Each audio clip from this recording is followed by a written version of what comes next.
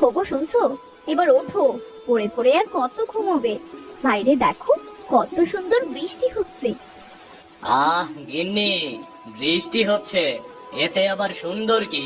একটু ঘুমাতে দাও না। তুমি না কেমন মানুষ, অনেকই তো ঘুমালে, আর কত ঘুমাবে? উঠে একটু দেখোই না বাইরের পরিবেশটা। ওঠো না, আর একটু দেখোই না, তোমার খুব ভালো লাগবে। ধুর ও বাবা, একটু শান্তিতে ঘুমোতেও দেয় না। কি গো গিন্নি, কেমন মানুষ তুমি? একটু ঘুমোতে দেখলেই আমার কানের গোড়া এসে ঘ্যানর ঘ্যানর শুরু করে দাও। আমাকে একটু ঘুমোতে দেখলে তোমার শান্তি লাগে না?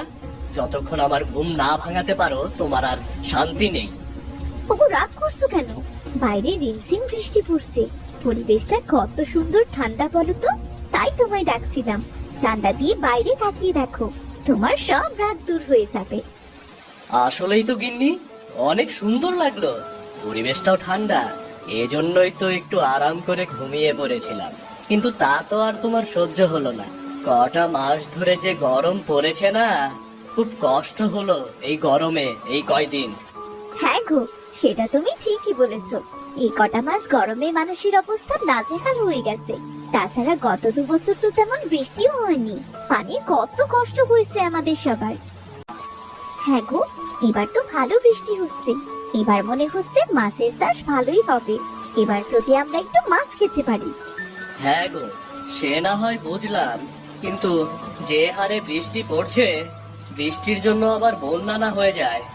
তুমি যে কি বলো না, মাঠ ঘাট খাল বিল নদী নালায় কোথাও পানি নেই, মাটি ফেটে চৌচির। এখন বন্যা আসবে কোথা থেকে?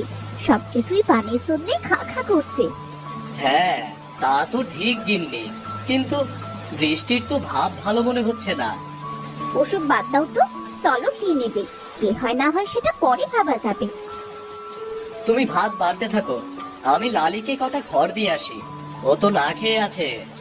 ঠিক আছে, তাড়াতাড়ি এসো, ছাতাটা নিয়ে যাও, বৃষ্টিতে ভিজে আবার ঠান্ডা লাগবে না হয়।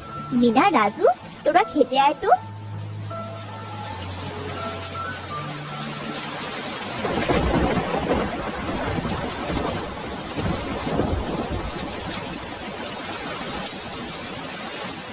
লালি, এই নে, এই খাবারগুলো তাড়াতাড়ি খেয়ে নে।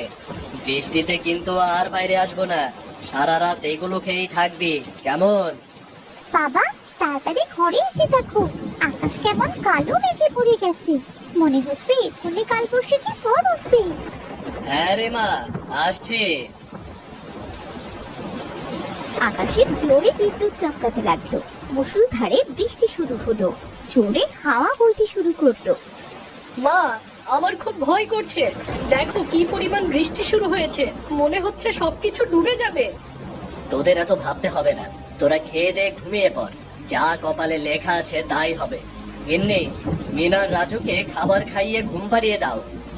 আয় খেয়ে নে তাড়াতাড়ি, খেয়ে তাড়াতাড়ি ঘুমো। ঘুমিয়ে গেলে আর ভয় করবে না, আর কিছু টের পাবি না। ঠিক আছে মা, চলো তাহলে।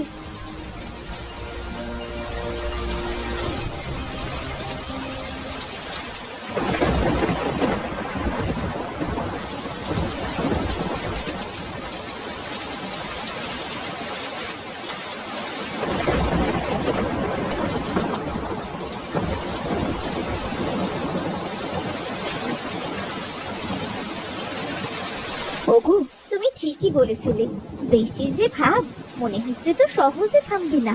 এবার তো মনে হচ্ছে সত্যি বন্যা হবে গো। হ্যাঁ গো গিন্নি, সেই ভয় তো পাচ্ছি। সেই সকাল থেকে বৃষ্টি শুরু হয়েছে, আমার তো কোনো নামই নিচ্ছে না। কি করব? বন্যা হলে ছেলে মেয়েদের নিয়ে কি খাবো, কোথায় থাকবো, কি করব, কিছুই বুঝতে পারছি না। ওগো, আমি বলি কি, তুমি লালিকে নিয়ে কোনো উঁচু জায়গায় রেখে এসো, ওখানে কিছু খড়ও রেখে দিয়ে এসো, আর আসার সময় কিছু কলা গাছও কেটে নিয়ে এসো। কেন গিন্নি, কলা গাছ দিয়ে কি করবে? একটা ভেলা বানিয়ে রাখবো, চারিদিকে যে পানি বাড়তে শুরু করেছে, কখন না জানি আমাদের ঘর বাড়ি ডুবে যায়। ছেলে মেয়েদের নিয়ে তো বাঁচতে হবে, তাই না? ঠিক আছে গিন্নি, নিয়ে আসবো। লালি, চল, তোকে ওই উঁচু জায়গাটায় রেখে আসি। চল লালি, এখানে থাকলে তোকে বাঁচাতে পারবো না। লালি চল, পিছু টান দিস না, তাড়াতাড়ি চল, দেরি করিস না, পানি বেড়ে যাচ্ছে, তাড়াতাড়ি চল।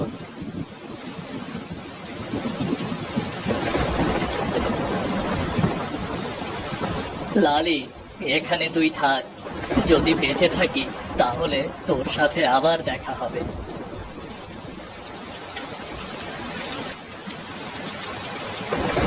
এই তো কিছু কলা গাছ কেটে নিয়ে যাই, বাড়ি গিয়ে একটা ভেলা বানিয়ে রাখতে হবে।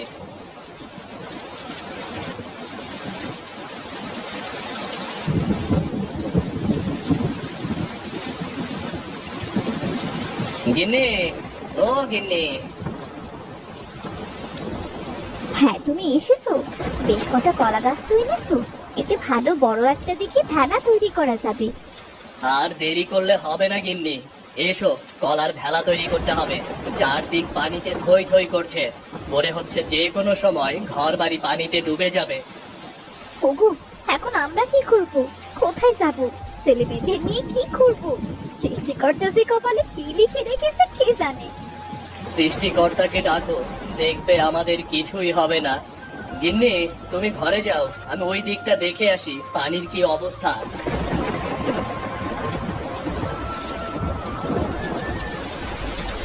এ কি, গ্রামে পানি ঢুকতে শুরু করেছে।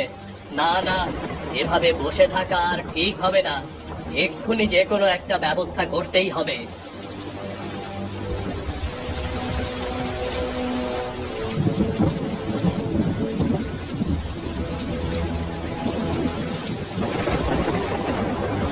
গিন্নি, রাজু মিনাকে ওঠাও, আমাদের গ্রামে প্রবল বেগে পানি ঢুকছে, তাড়াতাড়ি ভেলায় উঠতে হবে।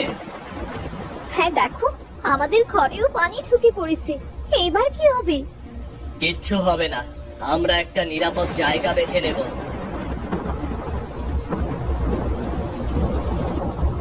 মিনা, রাজু, ওঠ তাড়াতাড়ি, আমাদের যেতে হবে, না হলে সে আমরা পানিতে ডুবে মরবো। মা, ও মা, আমাদের ঘরের মধ্যে তো পানি আর পানি, এত পানি আসলো কোথা থেকে? আমরা এখন কোথায় থাকবো মা? আহ, মা, এখন আমাদের কি হবে? আমরা তো মারা যাবো মা। কাঁদিস না রে মা, সৃষ্টিকর্তার উপর ভরসা রাখ তোরা। তাড়াতাড়ি বাইরে গিয়ে ফেলাই উঠ, তোদের বাবা বাইরে আছে। মা, মা তুমি যাবে না? হ্যাঁ তোরা যা, আমি এক্ষুনি আসছি।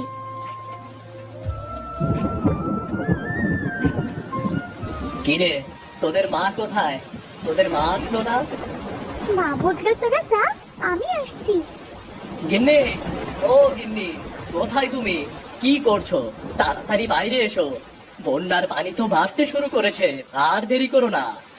এই তো আসছি, একটু দাঁড়াও।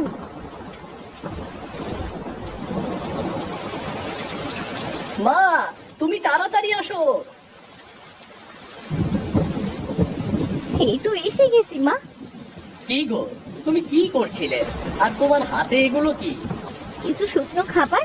কে জানে কতদিন এভাবে ফেলাই বেশি বেড়াতে হবে, কবে বন্যার পানি কমবে। আর একটু কিছু না খেলে তো আমরা মারাই যাব। হ্যাঁ গিন্নি, সেটা তো তুমি ঠিকই বলেছো। এখন চলো রওনা দেই, কে জানে কি আছে আমাদের কপালে। ওগো, কত কষ্ট করে আমরা একটু একটু করে আমাদের ঘরবাড়ির জিনিসপত্র তৈরি করেছিলাম, এই সর্বনাশা বন্যা আমাদের সব শেষ করে দিল গো। কেঁদো না গিন্নি, কেঁদে আর কি হবে? যদি বেঁচে থাকি আর সৃষ্টিকর্তা যদি চায়, আমাদের আবার সব ঠিক হয়ে যাবে। দেখো। ও বাবা, আমাদের লালি কোথায়? লালিকে নেবে না বাবা? মা, লালিকে তো কোথাও দেখছি না, আমাদের লালি কোথায়? লালিকে তোর বাবা ওই উঁচু জায়গায় বেঁধে রেখে এসেছে। মা, লালি আমাদের সাথে যাবে না মা? না রে মা, শুধু আমরাই যাব। কিন্তু মা, লালি তো এখানে থাকলে বন্যার পানিতে ডুবে মারা যাবে। কি করব বাবা, লালিকে ভেলায় ওঠালে তো আমরা মারা যাব। আর পিছুটান করিস না তোরা, আমাদের গ্রামের অবস্থা ভালো না, আমাদের এক্ষুনি অন্য গ্রামে যেতে হবে।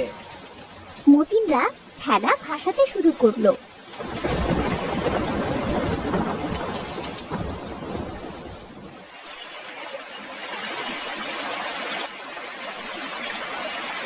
ভাসতে ভাসতে তারা অন্য গ্রামে চলে গেল।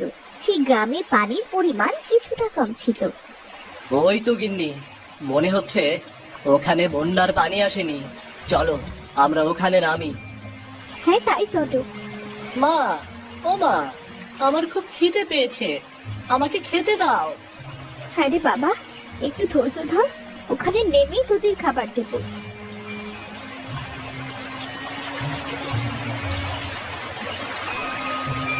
চলো গিন্নি, এখানে সবাই নেমে পড়ো, আমি ভেলাটা বেঁধে রেখে আসি।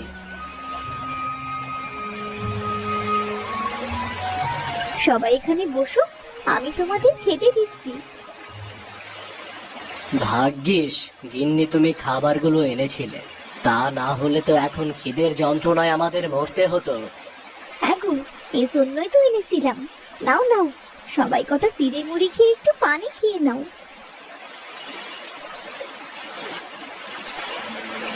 আহ মা, পেটটা ঠান্ডা হলো, উদার সালায় খুব কষ্ট হচ্ছিল। ওগো, খাবার তো হলো, এখন তো রাত হতে চলেছে, আমরা থাকবো কোথায়? রাতে তো আর এভাবে থাকতে পারবো না। কি যে করব গিন্নি, কিছুই বুঝতে পারছি না। অচেনা গ্রাম, এখানে তো কেউ আমাদের সাহায্য করবে না। তোমরা এখানে বসো, দেখি আমি কিছুর ব্যবস্থা করতে পারি কিনা। ঠিক আছে, তাড়াতাড়ি ফিরে এসো, দেরি করো না কিন্তু। ঠিক আছে গিন্নি।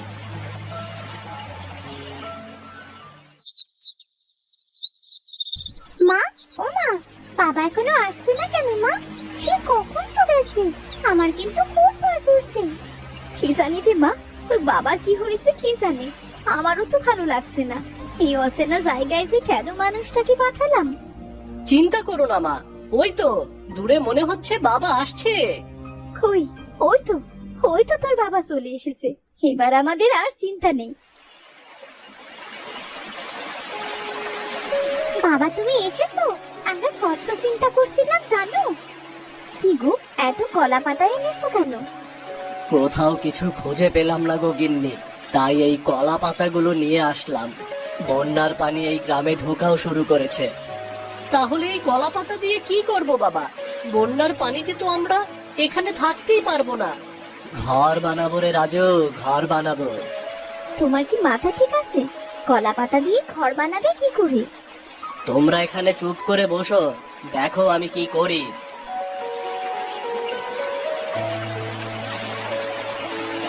এরপর মতিন কলা পাতা দিয়ে সেই ভেলার ওপর ঘর বানাতে শুরু করলো। বেশ কিছুক্ষণ পর কলা পাতার বাড়ি তৈরি হয়ে গেল। গিন্নি, কই তোমরা? এসো, আমার কলা পাতার বাড়ি বানানো হয়ে গেছে।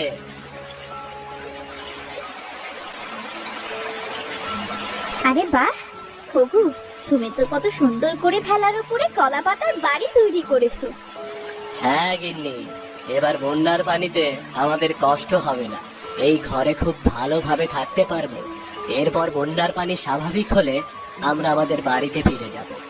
কি মজা, কি মজা, আজ আমরা নতুন করে থাকবো কলা পাতার ঘরে। চলো মা, আমরা আমাদের নতুন কলা পাতার ঘরে যাই। হ্যাঁ চল সবাই।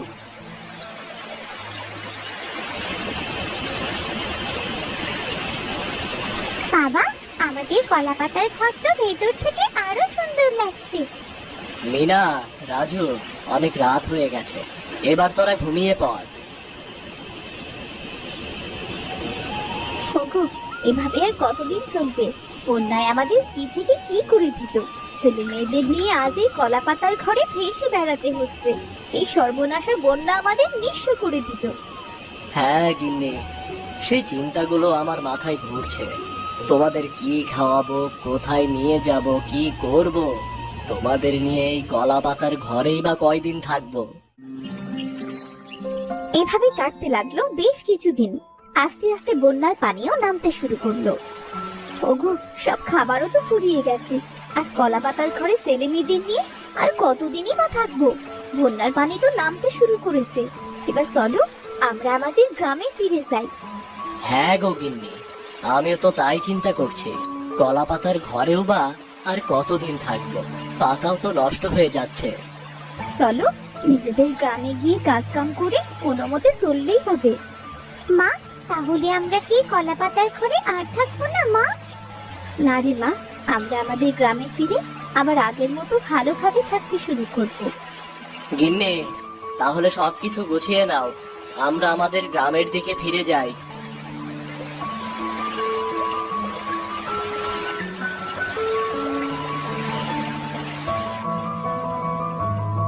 এরপর মতিন সবাইকে নিয়ে আবার গ্রামে ফিরে এলো।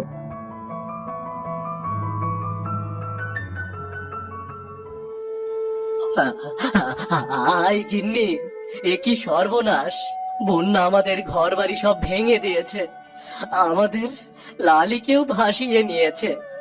আমাদের যে সব সহায় সম্বল শেষ হয়ে গেল, আর কিচ্ছু রইলো না আমাদের। ওগো, আমাদের কপালে এই লেখা ছিল, খেদে আর কি হবে, তাও তো নিজের জমিটা ফিরে পেয়েছি।